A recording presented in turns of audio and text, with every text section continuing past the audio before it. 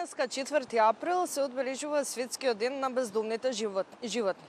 Именно овој ден има за цел да ја подигне јавната свест кога станува збор за самите бездомни животни кои што талкаат низ улиците и исто така широм светот на овој ден се одржуваат безброј акции за вдомување на овие бездомни животни. Токму повеќе за овој ден, Светски ден, односно на оваа тема разговарам со Радмила Пишева, госпоѓа Радмила Пишева од Лајк. Добро утро и добро дојдовте во нашата утренска.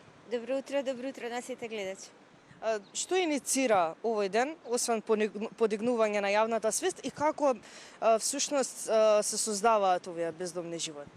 Денот прогласен за Ден на бездомни животни во 2010 година по иницијатива на стотина здруженија од Европа, претежно холандски, по еден нивни собир за да се дискутира за освестување на овој проблем, да се најдат проблемите, зошто настанува и така натаму да се разреши. Така што ова е еден, да кажеме, ден прогласен со понов датум. Бездомните, кога зборуваме за бездомни животни, тоа се најчесто мачките и кучињата. Или бездомно животно не може да биде диво животно, тоа се секогаш домашни животни, животни кои што служат за придружба. И проблемот настанува длабок е проблемот, меѓутоа настанува резултат на неодговорни општества.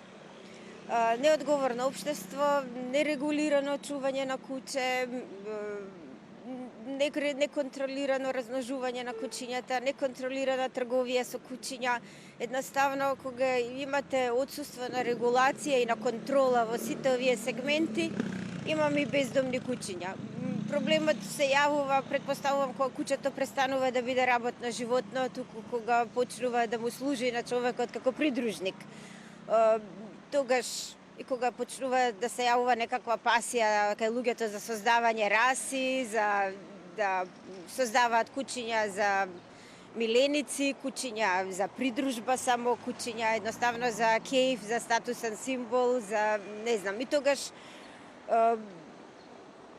проблемот се едноставно се продлабочува. Што имаме трговија со кучиња и кога нешто негуваме за профит, имаме и проблем, особено ако не е регулирано, како што не е во нашава држава. Според вас, кој е првиот чекор за малку од малку да имаме подобрување на состојбата? Ние во Македонија дефинитивно треба да имаме контрола врз законската регулатива, таа која што постои, да ја подобриме постоечката.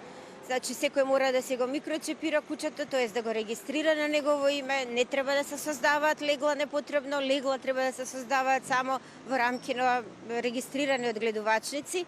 И тие регистрирани одгледувачници треба да се под контрола на државата, да бидат едноставно плаќачи на данок во државата. А денеска отворете само Пазар 5, отворете било која страна за купи продај на Facebook, ќе видите дека секое семејство со расно, полурасно куче продава малтезери, продава пудли, продава питбули, продава малинои, значи кучиња.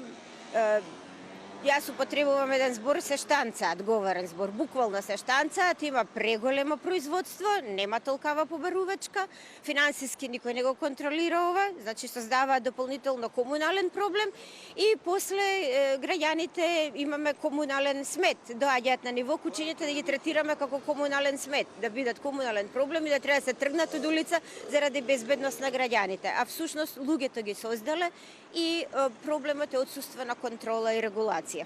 Ако не се лажам, широм светот имаме околу 600 милиони бездомни животни. Колкава е бројката кај нас? Кај нас во Скопје ние манипулираме со бројот 6000 кучиња. Меѓутоа, пред 6 месеци зимоска се правеше едно броење волонтерско, 4500 изброја колегите.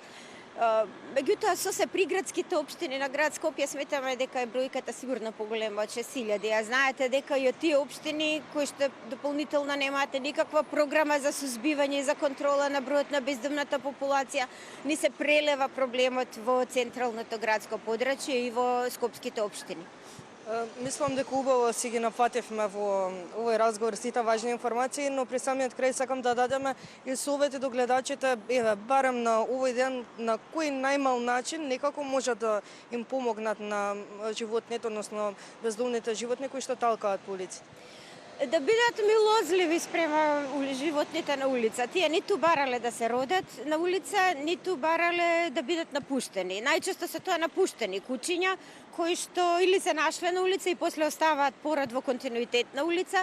Значи да помогнат да пријават животно, да оставаат вода, храна каде можат, да ги сочуваат како малски миленици, затоа што секој едно куќе сака на некоја територија да припаѓа и најважната работа е да вдомуваат, не да купуваат. Да вдомат куќе од улица, да вдомат бездомно, затоа што тоа куќе знае бескрајно да биде благодарно, сосема е свесно дека сте го спасиле и дека сте му дале нов живот и придобивката и за семејството и за вас како собственик и за куќето се големи. Им биде верен пријател, се разбира. Ви благодарам. Решаваме комунален проблем. Ви благодарам многу за разговор. Ви благодарам и аз за вас за интересот. Тоа беше Радмила Пишева од Лајка, мојата денешна гостинка. Говоревме по повод овој светски ден, 4 април, светскиот ден на бездомните животни и тоа уште еден апел од мене по повод овој ден, барем денес доколку можете да им дадете вода или пак храна на некои куќиња кои што се можеби околу во вашето околина, околу вашето живеалиште, работно место или пак се разбира и на мачињата не ги напомена Финиф.